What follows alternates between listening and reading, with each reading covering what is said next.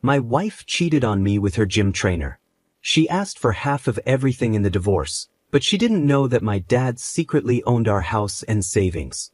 I never thought I'd be sharing my story here, but here I am. I'm 38 years old and work as an accountant. I've been with the same local firm for almost 12 years now. I've always considered myself a pretty practical and calm person, which is probably why I'm able to keep my cool through all of this. I'm married to Joyce, who's 35. We don't have any kids, and looking back, that seems like a blessing now. Joyce hasn't worked since we got married. She used to work in marketing, but once we tied the knot, she wanted to take a break and focus on us. I didn't mind because I make enough to support us both, and I thought it was just temporary. We've got a house and a decent amount of savings. It's nothing fancy, but we were comfortable. Joyce was home most of the time, but lately, things started to feel different. It's hard to say exactly when I first noticed, but she began to act distant. She'd stay out longer when she went out with her friends or to the gym, and she stopped being affectionate. Whenever I asked her what was going on, she'd get defensive. At first, I thought it was just stress or maybe a rough patch in our marriage. But as the weeks went by, I couldn't shake the feeling that something was wrong.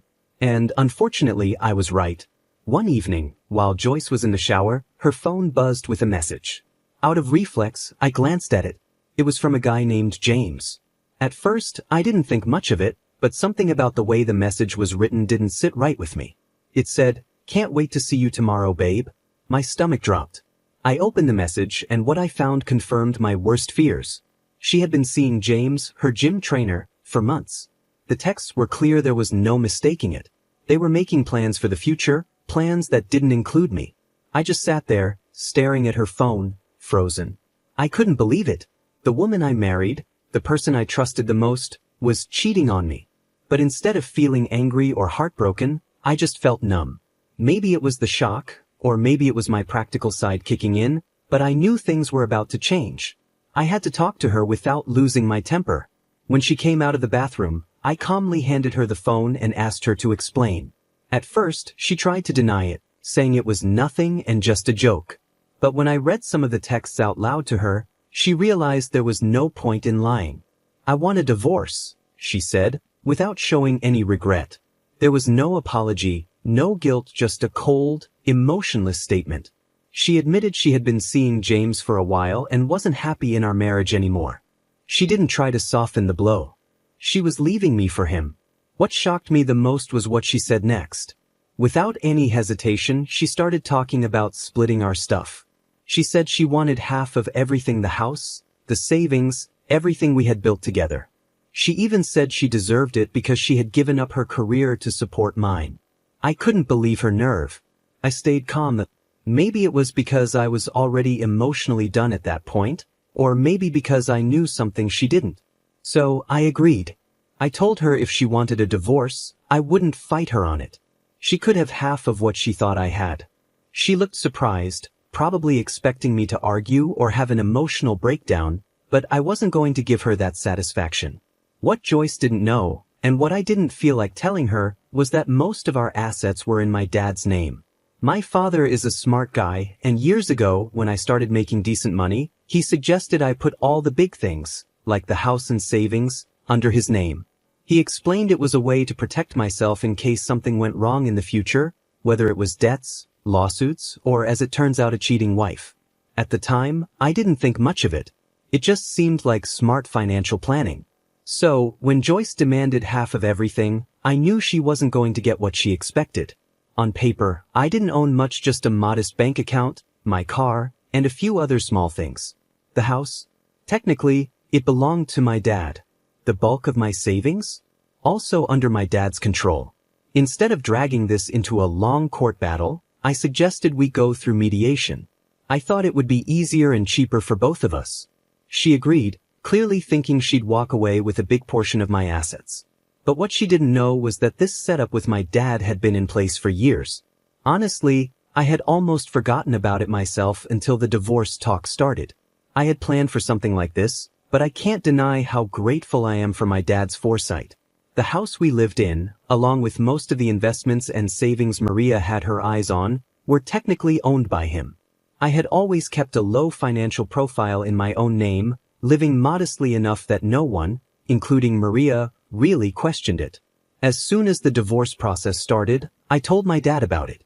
He wasn't happy with the situation what father would be, but he understood the importance of keeping everything quiet. We consulted a lawyer just to make sure everything was legally solid, and it turns out everything was in perfect order. Maria could demand all she wanted, but there wasn't much in my name for her to take. Maria didn't waste any time and hired an aggressive divorce lawyer, one of those tough attorneys who promises to get everything they can. Meanwhile, I hired a low-key but experienced lawyer, someone who specializes in cases like mine, where there are complicated financial situations. I didn't want a big fight, but I also wasn't going to let Maria and her lawyer push me around. The first step in the divorce process was the asset disclosure, where each person has to show what they own. As you can imagine, this didn't go the way Maria had hoped. I laid everything out honestly, just like the law requires.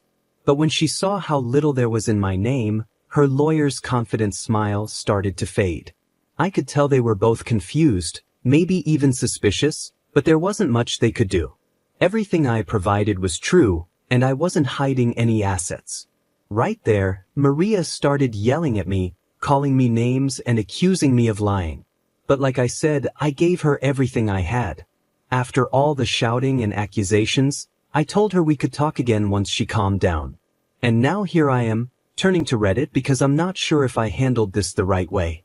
So, Reddit, am I wrong for agreeing to give her half of what's mine, knowing she's not actually getting what she expects? Update, things are starting to get more intense. After the initial asset disclosure, Maria was in total disbelief. She kept accusing me of hiding things, and her lawyer wasn't much better. The look on their faces when they saw the modest numbers was priceless. It didn't take long for them to demand a deeper investigation. Maria kept asking where all the money was. She thought there should be a lot more after all these years. She couldn't believe that, after being married for so long, there wasn't more to divide. Her lawyer quickly hired a forensic accountant to dig deeper, thinking they could find hidden assets. I had saved some money in hidden accounts. At first, I was a bit nervous not because I had anything to hide, but because I knew this would drag the process out. But after talking with my lawyer and going over everything again, I realized there was nothing they could legally find. Everything I had claimed was 110% true, and there was no way to trace the assets in my dad's name. As the investigation went on, I could see Maria getting more and more frustrated. She was used to getting her way, but this time, there was nothing for her to take. It seemed like she couldn't believe that she was walking away with almost nothing. Maria then tried a new angle. She argued that she had contributed a lot to my career and our lifestyle by staying home and managing the house. She claimed that because she took care of things at home, I was able to focus on my job and advance in my career. While I admit it was helpful at times, it wasn't like I was running a huge company. I'm just a mid-level accountant, and my job has been stable for years. There wasn't any big rise in my income that she could point to and say, I helped him get there. Still, she tried to push this idea. She kept saying she had sacrificed her own career in marketing to support mine. But the truth is, she didn't work for long before deciding she wanted to stay home, and that was her choice, not something I ever asked her to do. Her lawyer brought this up again and again, trying to make me look like someone who benefited from her sacrifice, but there wasn't much proof to back that up. At one point, they even tried to involve my parents in the case. Maria wanted to prove that my parents had secretly been giving me money or helping me hide assets. This really made me angry because my parents had nothing to do with this. Dragging them into it was a cheap move, but thankfully, my lawyer shut down that idea pretty quickly. It was clear Maria was getting desperate. As the divorce went on, Maria decided to take matters into her own hands. Since she wasn't getting what she wanted through the courts, she tried to ruin my reputation instead. She started telling everyone in our social circle that I had been hiding money from her and that I was financially abusive during our marriage. I couldn't believe the lies she was spreading. Mutual friends would tell me about how she kept going on, claiming I was leaving her with nothing. She started saying that I had tricked her into thinking we had more money than we actually did. She even went on social media, posting vague but obvious comments about narcissistic partners and betrayal. Of course, some people sided with her. There are always people who take the side of the person who looks like they've been wronged. But most of our close friends knew better. They knew I wasn't the type to do something like that. It was frustrating to watch her try to ruin my reputation just because things weren't going her way, but I tried not to let it bother me. I knew the truth, and the people who mattered knew it too. Besides, I had bigger things to focus on, like making sure she didn't take more than she deserved. While Maria was busy spreading lies, I was making sure I was fully prepared. My lawyer and I were in constant contact, making sure we had all the evidence needed to prove my side of the story. I documented every interaction I had with Maria, every demand she made, and every time she tried to make me look like the bad guy. I knew that if this ever went to court, having that proof would be important. I also started gathering evidence of her affair with James. While cheating doesn't always have a big impact on divorce settlements, I wanted to make sure it was clear that she wasn't the victim here. I had screenshots of the texts she sent him, pictures they took together, and even statements from some of her friends who knew about the affair but kept quiet. It wasn't about embarrassing her, I just wanted the truth to come out. On top of that, I began preparing for the fallout. I knew that once she realized she wasn't going to get half of everything, things would get ugly. So, I kept my distance, focused on my work and life, while making sure I was ready for the next stage of the divorce. One thing that made the whole situation even more interesting was James's reaction. When Maria first told him she wanted to leave me for him, he seemed all for it. They had this fantasy of starting a new life together. But once the divorce started getting complicated, James began to pull back. It turns out he wasn't as committed to Maria as she thought. From what I've heard, he started getting cold feet when he realized being with her might mean dealing with her financial problems. Maria had expected this big new life with James, but he wasn't ready to commit to that. James started losing clients at the gym because of the scandal. It turns out people don't want a trainer who's known for getting involved with married women. Now James is trying to distance himself from Maria, and she's starting to see that this isn't the fairy tale she thought it would be. I almost feel sorry for her, but then I remember everything she's done. As for me, I'm feeling conflicted. On one hand, I feel a sense of relief. I'm glad I protected my assets, and I'm glad Maria isn't walking away with what she expected. But at the same time, I feel sad. This was my marriage, and I once loved Maria. I thought we were going to build a life together.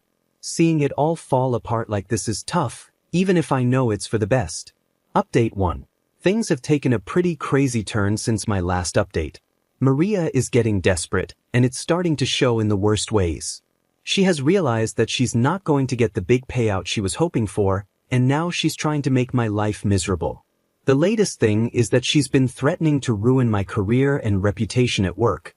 She told me that if I didn't make things easier for her, meaning give her more money, she'd make sure everyone at my firm thought I was a terrible person. At first, I wasn't sure what she meant by that, but it became clear when she started showing up at my office without warning. The first time, she acted calm, pretending she just needed to talk. But when I told her there was nothing left to discuss, she lost it. She started raising her voice, saying things like, "I'll make sure everyone here knows the truth about you." Luckily, I was able to get her out of there before it escalated, but it's clear she's becoming unpredictable. Her behavior at home, well, at her temporary home with her parents, has been erratic too. After realizing she wasn't going to get a big payday, she moved back in with her parents. From what I've heard, things aren't going well for her there.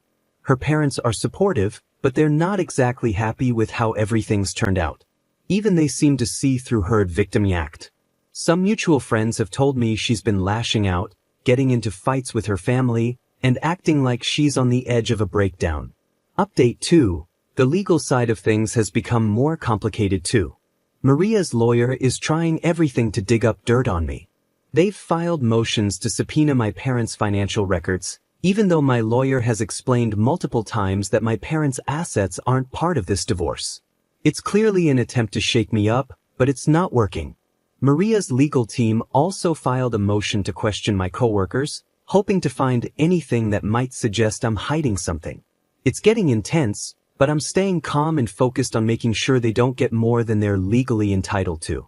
They're trying to say that I'm hiding money or getting paid under the table, but they're just grasping at straws. It's exhausting to deal with. Every time we think we've addressed one of their requests, they come back with something else. The whole situation feels like a never-ending game of chess. Every move I make, Maria and her team try to counter. Thankfully, I've been able to stay ahead, thanks to my lawyer and the legal protections my father set up years ago. But it's draining, and I'm not sure how long I can keep this up before we end up in court for real. Speaking of legal matters, we've already tried mediation twice, and both times it was a disaster. The first session ended after about 30 minutes because Maria refused to back down from her demand for half of the house and our savings. My lawyer explained that the house was in my father's name and that there wasn't nearly as much money as she thought, but Maria didn't want to hear it. She stormed out, accusing me of lying and saying the mediator was biased against her. The second attempt wasn't much better. This time, Maria showed up with a list of totally unrealistic demands. She wanted full ownership of the house, half of all our savings even though they barely exist, and alimony for at least 6 years. When my lawyer calmly explained again that she wasn't entitled to any of that, Maria lost it. She started yelling about how she had sacrificed everything for me and how I was leaving her with nothing. I tried to stay calm, but inside, I was furious. She was the one who cheated. She was the one who wanted the divorce, and now she's acting like I'm ruining her life. It's unbelievable. After that session, it became clear that this divorce is headed to court whether I like it or not. On top of everything, Maria has been borrowing money from her family and friends to pay her legal fees. She clearly didn't expect the divorce to drag on this long, and now she's running out of funds. I'm not sure how she plans to keep paying her aggressive lawyer, but that's not my problem. The more desperate she gets, the more erratic her behavior becomes. Mutual friends have told me that she's spending most of her time at home, complaining to anyone who will listen about how I've ruined her life. It's gotten so bad that some of her friends have started distancing themselves from her because they're tired of the drama and her constant victim act. It seems like everything Maria thought she was going to get from this divorce is slipping through her fingers. Throughout all of this, I've been doing my best to stay calm and handle things strategically. Every time Maria makes a new accusation or demand, I make sure I'm prepared. I countered every accusation with proof. Anytime they asked for financial documents, I provided them because I had nothing to hide. My lawyer has been great about making sure we follow the law exactly, which is more than I can say for Maria's team. I've also been working hard to protect my parents' privacy. Maria's attempts to drag them into this mess have been frustrating, but thankfully there are legal protections in place to stop her from accessing their financial records. Still, the fact that she's even trying shows how desperate she's become. It's like she thinks if she digs deep enough, she'll find some hidden treasure I've been keeping from her, but there's nothing for her to find. Update 3. The day of the court hearing finally arrived, and the tension was intense. Maria was the first to testify, and she didn't hold back. She made it clear that she believed I had been hiding assets from her all along.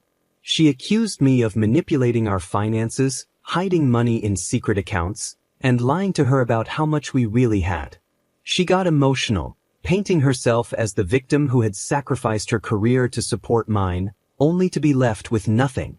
At one point, she was even sobbing, talking about how she had trusted me with everything and was blindsided by the divorce and my supposed financial tricks. But then came the turning point. My lawyer presented evidence of her affair with James. Once the texts, pictures, and details of her relationship with him were revealed, it became clear to everyone, jury, judge, everyone, what was really going on. Maria's story of being the victim started to fall apart right in front of me. At one point, she tried to downplay the affair, saying it was just a mistake and had nothing to do with the divorce, but by then the damage was done. Her credibility was ruined, and it was clear that her financial demands were more about greed than anything else. When it was my turn to testify, I stayed calm and focused on the facts. My lawyer had prepared me well, and I knew that getting emotional or defensive wouldn't help my case. I explained how my assets had been in my father's name for years, how I had provided full financial disclosures, and how I had tried to handle the divorce peacefully through mediation. I also talked about Maria's threats, her unpredictable behavior, and the smear campaign she had been running against me. My lawyer presented all the evidence of her accusations, both publicly and in court, and showed how baseless they were.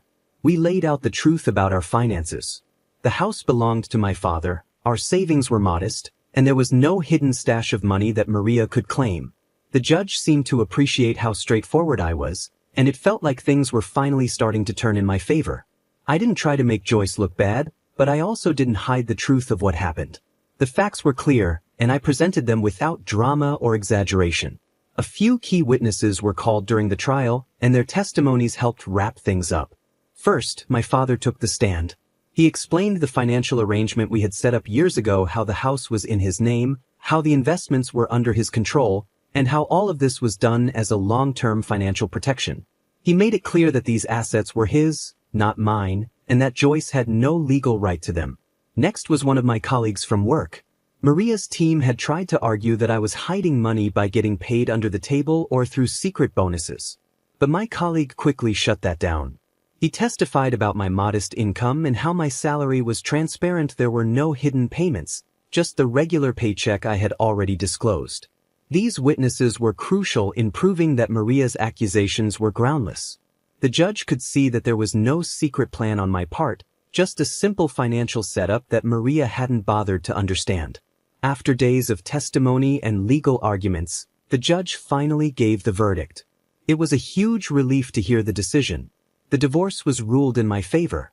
Maria's demands for half of the house and our savings were denied completely. The judge ruled that since the house and most of our assets were in my father's name, Maria had no right to them. The only thing she was awarded was a small amount of alimony for a short time, just enough to cover her legal fees, not enough to maintain the lifestyle she was hoping for. The judge made it clear that her affair and her lack of financial contribution to the household played a role in his decision. He saw through her attempts to play the victim and ruled accordingly. As the decision was read, I felt a huge weight lift off my shoulders.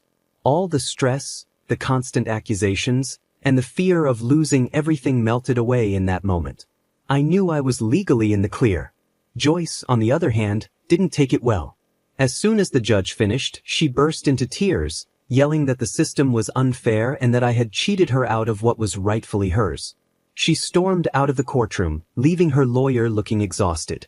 It was clear she hadn't prepared herself for the possibility of losing.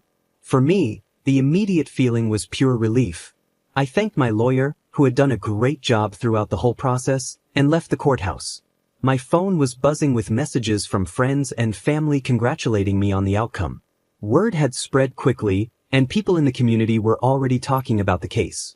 It felt good to know the truth was out and that I could finally move on with my life. But Joyce wasn't done. Outside the courthouse, she had a complete meltdown in front of a small crowd. She started screaming, saying that I had lied and manipulated the system, and that she was going to appeal the decision. The problem is, she doesn't have the money to do that.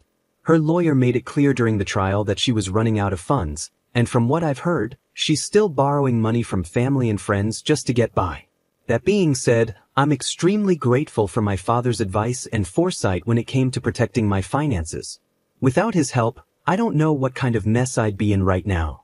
I'm also thankful for the support of my friends, family, and colleagues who stood by me, even when Maria was spreading rumors and trying to ruin my reputation. Looking forward, I'm hopeful.